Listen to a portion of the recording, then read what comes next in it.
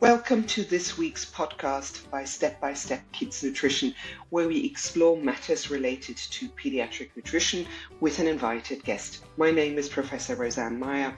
I'm a specialist pediatric dietitian with almost 30 years of experience in pediatric nutrition. In each podcast episode, we will dive into the science and also practical tips behind topics related to childhood nutrition with an invited specialist. Whether you're a healthcare professional, a parent, or just interested in pediatric nutrition, you're at the right place.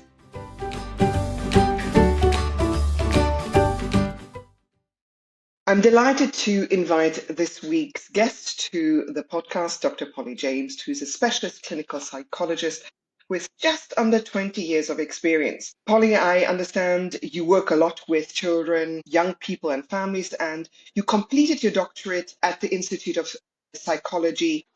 I'm absolutely delighted to welcome this week's guest, Dr. Polly James, who's a specialist clinical psychologist with just under 20 years of experience working with children, young people, and also, of course, families. Polly, you've completed your doctorate in clinical psychology at the Institute of Psychiatry, King's College in London. And then you started your career at the Evelina Hospitals, where you started, I think, in 2015. You set up the Children's Allergy Psychology Service, and you were really the lead, I think, there for 7 years. And during that time, I can just imagine you've developed all of your skills around the psychological aspects around food allergy. And I know you and me have collaborated with that, feeding difficulties, and then complex emotional experiences that accompany them. I know you and me have been collaborating actually in private practice for some time, but we recently also set up the feeding difficulties virtual sessions aimed at parents with toddlers. So Polly, welcome and thank you for joining me. I want to first ask, is there anything that I left out around your very impressive CV? No, thank you. That was a lovely introduction. That's good. Polly, I want to also our listeners to really get to know you first. And I suppose our focus today is really around feeding difficulties. And you can, of course, bring your allergy experience here as well. But what is it for you as a psychologist that kind of drew you towards the topic of feeding difficulty? Well, yeah, it all happened quite organically, really. About 18 years ago, I worked in a child development service supporting children with autism and neurodiversity. And I was on the feeding difficulties clinic there. And I just sort of started to really gather more understanding and experience of just the significant emotional impact that restricted diets due to sensory sensitivities or kind of cognitive rigidity or anxiety brought. And it was an insight into the children's world, of how they experience the world. And I found it fascinating, but also just incredibly emotional in terms of just how much impact this had on families' lives and not often spoken about. You know, you talk about the behavioural difficulties, talk about the problems with learning and difficulties in social communication, but the feeding aspect was huge and just not a huge amount of awareness. I kind of found feeding difficulties again at a different part of my career when I was at the Evelina London, as you sort of shared earlier, when I was at the Children's Allergy Service. So setting up the allergy service, I got to know very quickly the common difficulties of children with allergies and their families presented with in terms of the psychological impact. Yeah. And alongside the struggles around preparing for procedures like skin prick tests and food challenges and difficulties being able to sort of try new foods due to anxiety, again, there's this huge area which came up again and again, which was the feeding difficulties. So the aspects where they were anxious to try, children were anxious to try new foods and go out and about for fear of having a reaction, but also the sensory side again came up. And to the point where myself and the rest of the allergy team, you know, the multidisciplinary team, the allergists, the dietitians, the nurses, we all thought that it would actually be really helpful to have a feeding difficulties clinic at the service, because I just couldn't keep up with the demand. There were so many, and it needed a multidisciplinary approach. So very quickly, you know, once a week we had a clinic, myself and a specialist dietitian, and there was a wait list. And so then we couldn't even hold the clinic, and we then led workshops to try and support parents with children with feeding difficulties, because again, children were all very unique, but there were similar themes in terms of fears around trying new foods, negative early experiences, which led to a learned association of pain, discomfort, vomiting, so a distrust of food and avoidance, restricted diets, which I'm sure we'll get into a bit more. But Yeah, absolutely. I think many of us, our journey to feeding difficulty is very similar. It's a very personal journey of where you see the hardship and one of the motivations why we set up the sessions. Polly, you touched on a very important topic, and that's around awareness. And I'm not talking about awareness in a specialist center. I'm talking about awareness in in the community center when parents go to, first. So do you think there is sufficient awareness around feeding difficulties? I think it's definitely improving. I think there is a lot more awareness than there has been. However, I think there are a lot of challenges. It's a very complex skill, feeding. It includes lots of different professions: occupational therapists, speech therapists, psychologists, dietitians, doctors. And so often it can fall between the gaps and no one's quite sure if it's for them or not. And there isn't a huge amount of training. So, above and beyond the kind of medical need and the sort of nutritional need in terms of looking at growth and looking at nutritional deficiencies, often the emotional impact and the stress side of feeding difficulties, there isn't so much understanding there. So I think that there's a huge amount to be learned there. And also early intervention. So we always typically kind of find it's a little bit too late down the line when the children come to us Yeah. because they've maybe been dismissed or invalidated, not through any negative sort of intentions from the professionals, but perhaps lack of training and lack of confidence around what to do and how to support.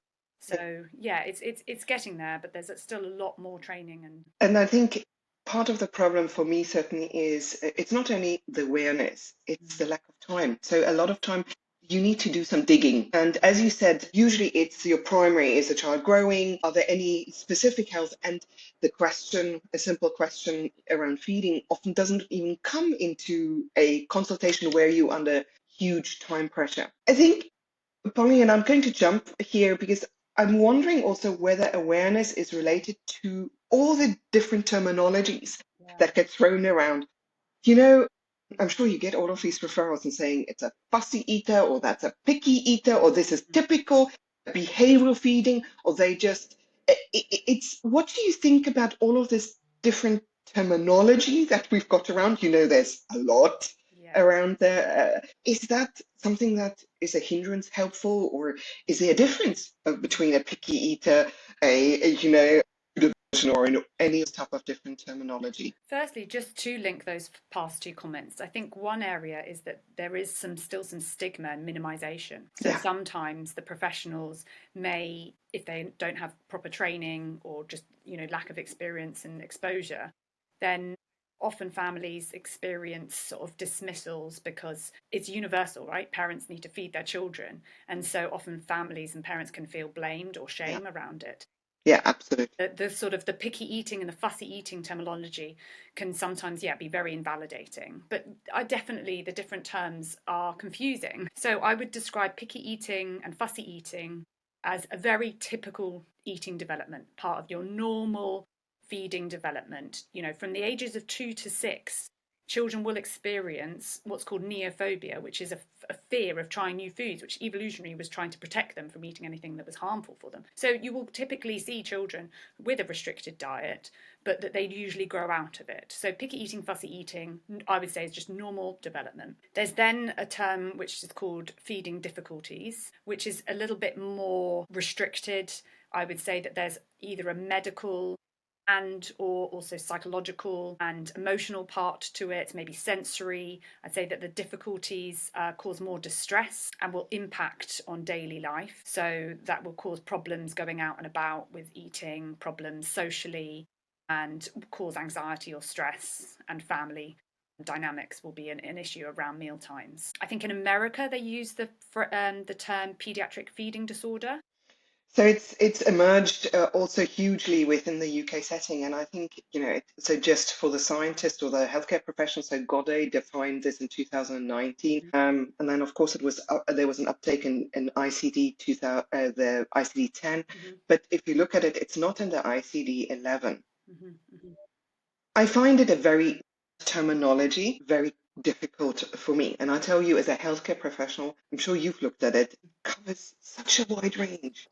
you really need to know your way around You do. feeding. And we've not even mentioned ARFID, avoidant restricted food intake disorder, which is the other end of the spectrum. I sort of try to understand it in my mind as a spectrum. So from the fussy, picky, neophobia, typical developmental stage, Yeah.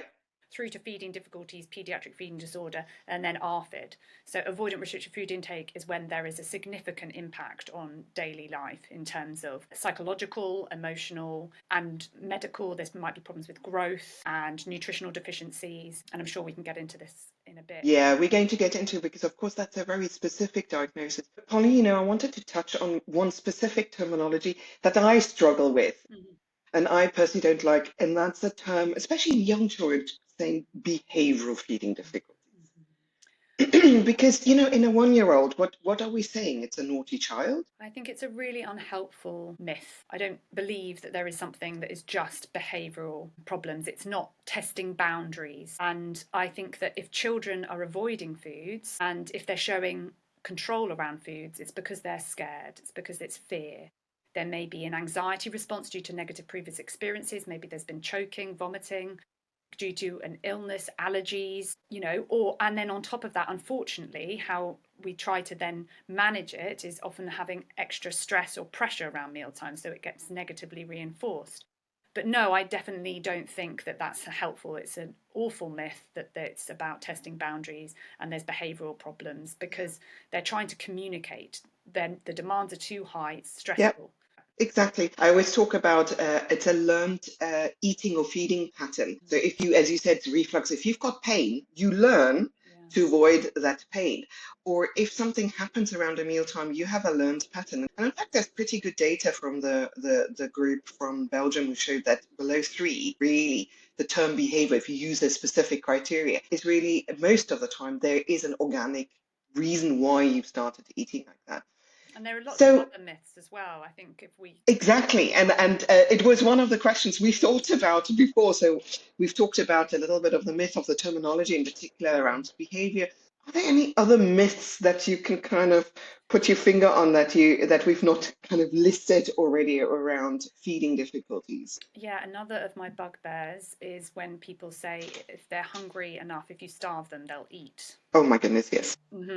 So this may be true of children without feeding difficulties, can I just say? But children that have not got feeding difficulties and that are more of the sort of just not typical development, it might be that when they're really hungry, they'll eat. However, children who have one of these complex reasons around medical or sensory or emotional or, that will cause more pressure, more Yeah. stress, and lead to further avoidance and a negative relationship to food and eating. So I really think it's very unhelpful to starve children with the hope that that will help them to eat more food. And in fact, I think that's quite a nice filter question. We talk about not having enough time. I always ask parents saying, if your child has not eaten for a while and you've provided them with a meal that does not normally consume meal, what would they happen? And if you really have feeding difficulties, as you were saying, they would go, my child would rather starve themselves. And, that often has this kind of roll-on effect, low blood sugar, they get really upset, and then the mealtime becomes an absolute disaster. Yeah, exactly. Yep. Yep. I mean, I've seen. We've gone through a lot of topics and we've skipped a question around the barriers, but I think in terms of identifying, but I think you've already listed a couple, terminology is not helpful, not having sufficient time, not having the sufficient training or knowledge. So we can certainly do better, I think, with education from that perspective. But I wanted to kind of move into the domain of this might be parents or healthcare professionals listening to this podcast. What are your typical, I hate the word symptoms, but how does it present itself? What do you see? And then, I can add what my kind of top list, but what would you say you see as typical presentations of feeding difficulties? Yeah, we've discussed this a lot, haven't we? And we have many shared Yes. patients, so we probably have a similar answer. But for me, the main ones that I see, the main sort of referrals or main difficulties or challenges is first of all a very restricted diet, typically due to sensory aversions or negative previous experiences, which lead to a kind of standard beige, crunchy, sort of very plain carbohydrate based diet. That would be my sort of first main one that I see. The next, I would say, I see lots of sort of a very visceral response to food, the kind of gagging, spitting out, Just, real disgust response to yes. food. So it's not naughtiness, and No. it's not defiance. Your nervous system is unable to tolerate, and it's very sensory and emotional and psychological. So yeah, I would say that's a strong one as well. Then the anxiety as well, I would say, especially working in allergy, children who are worried, understandably, about having a reaction, about cross contamination, about may contains. So that leads to avoidance, but sometimes what we see is an over avoidance and a kind of very hyper vigilant and an over sensitive sort of risk assessment, Yeah. risk perception, which leads to over avoidance. And then stressful So meal for times. me, absolutely, and extended meal times. Extended meal We times. often talk about extended meal times, and that's a also we've talked about what are good questions. What happens if you don't get the right food? Does your child starve? But also, how long, how much time Yeah. do you spend mealtime? Because I think there's I so have got this empathy for families to say, yet if you think if it lasts longer, you can get more nutrients in. But I often kind of get just 2 or 3 teaspoons extra in, and when I calculate that, that might be 10, 20 kilocalories. That's not really worth it. But the emotional stress that that causes And you is can see why, as huge. you say, so much empathy, because the stress and the pressure to feel like if your child is faltering in growth, or if there are nutritional deficiencies, or if you just generally notice that they, are fatigued, you feel as a mum, as a caregiver, as a parent, you want your child to eat. So, Yeah, absolutely. the complex emotions around that for the parents. Which really leads nicely into my next question. And it's when do you think parents should seek help? Because I think most parents go to a healthcare professional saying my child is not eating and might be fobbed off. Yeah. So this is just picky or fussy eating. But when do you feel you need to really kind of push for it and saying this is not normal? Yeah, I would say trust your gut. I think parents, I mean, they know their child best. And if it's causing significant impact most days, if it's causing stress, if it's causing anxiety for you and your child, above and beyond the growth problems or over restricted diet and nutrient deficiencies, I would say if it's causing the emotional stress, if you dread meal times, or if you feel really anxious about getting enough variety and enough, then I think it's really appropriate to seek help. Ideally, we want to be preventative, because Yeah, we know with feeding difficulties it's a gradual thing, and if you don't seek help early, and that's one of the reasons why we're doing these workshops, because a lot of people can't access ongoing regular abs- support, and yeah, nor is the absolutely. funding there in our healthcare system. Unfortunately, it is very just look at risk Yeah. and growth, so they can't. And the reality is, even in your severest spectrum, even in ARFID, the vast majority will grow well. So Yes. I get often this feedback to say wasn't taken seriously because child did not grow.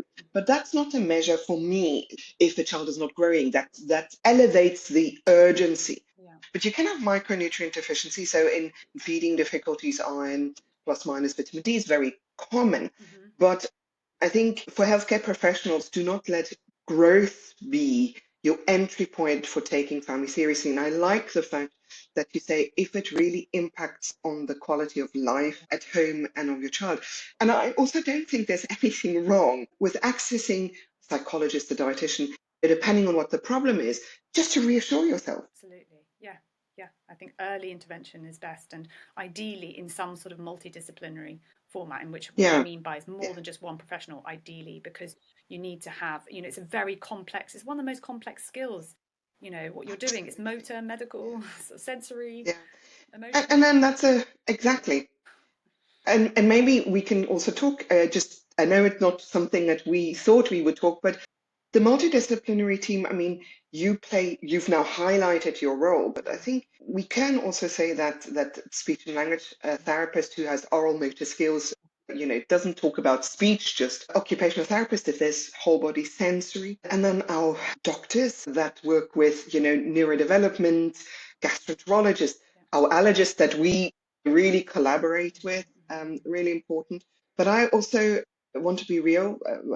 Nursery teachers, Yeah. school teachers, have I Everyone that's left involved out? in the feeding. And it's so complex because, you need to understand what's underlying it. Because if it is anxiety and fear of having an allergic reaction, well, then, you've got a better, clear plan of what treatment to provide. But what if it's, there's a significant proportion of children with autism and neurodiversity who have feeding difficulties, so it's not just they have a restricted diet, it's why. And that's so important to understand that. 100%. And that's why you need medical and dietetics and speech, because what if it's dysphagia? What if it's, what if it's a sensory processing 100%. disorder? And it's just incredibly important to make sure that you Yeah. at least, to Yeah, and that's yeah, and talking about the spectrum, we touched on ARFID. I just want to, before we kind of launch into kind of a little bit more in terms of the parent sessions and advice. When is feeding ARFID? When does feeding difficulty become saying, Rosan, this is avoidant restricted food intake disorder? That's a good question. Well, ARFID is a formal psychological diagnosis, and it will require problems around either growth or nutrition or significant impact on daily living, causing a huge amount of distress for the individual families. There are 3 main types of ARFID. The first one is sensory-based ARFID, where the child, young person, or adult will experience sensory aversions due to heightened sort of sensory sensitivities around taste, texture, smells of food. So there will be a huge amount of avoidance in a restricted diet, typically based on the kind of beige, crunchy, carbohydrate diet. There's their fear-based ARFID subtype as well, where the individual would have experienced a very negative or traumatic experience around choking or vomiting or an allergic reaction, which leads to, again, a very restricted diet. And then there is the low appetite ARFID, where some people, young people, children, adults, will not experience the same hunger drive or appetite suppression as others. They will the interoceptive awareness isn't there to know when they're hungry. So there's no interest, which then negatively reinforces when there's pressure to an even more restricted diet. So those are the 3 main subtypes. And it's very specific, I know. So it's a DSM-5 It's a DSM-5 criteria. Yeah. So as a dietitian, I can't make the diagnosis. I want to be honest about that as well. So we use, and that's where we often collaborate with to have the right diagnosis. We're coming to kind of the end of this podcast, and we kind of talked about our parent sessions, and I wanted to kind of finish off. And for any listeners, we will of course have links in there. Do you want to kind of talk a little bit around these virtual parent sessions that we've got, and what we offer with these sessions, that our listeners can at least know what does? Yes, absolutely. Well, as you know, what we've been discussing most in this podcast is the lack of awareness and lack of access to support. So one of the things that we've noticed is we've got loads of referrals ourselves in private practice and unable to support all of those that need the help. And the workshop sort of structure enables a wider access for people to have. We've got sort of 80 minutes of taught material, helping people to understand what's underlying the feeding difficulties, going into the sensory, the medical, the anxiety, emotional, relational aspects of food. And we really help people to try to think for themselves about what is causing their own children's difficulties. And then we go on to the how, or the practical strategies and what you can do, dependent on, of course, what's underlying. And then we've got a 60 minutes discussion between us, of which will help to. Another huge aspect of the workshop is that parents can come together and meet others who are experiencing the same, because there's a huge amount of isolation, especially around the stigma and some of the minimization around feeding difficulties. For parents to come together and know they're not alone, share also their own tips and strategies and things that have worked. We often kind of go away learning a lot ourselves. And Yeah, absolutely. So that's the approach. And it's good that you're stumbling around to 60 to 90. We did have it 90 minutes, and then our parents said it was too long. It was too long. Yes, it was too long because most people haven't got enough time. So we will make sure that those links are available within the podcast or the recording. So I want to take the opportunity, Polly, to say thank you for giving the time for this podcast. And if you are listening to this on YouTube, do provide any comments if you've got. And otherwise, I hope it was really useful. Thank you very much. Thank you.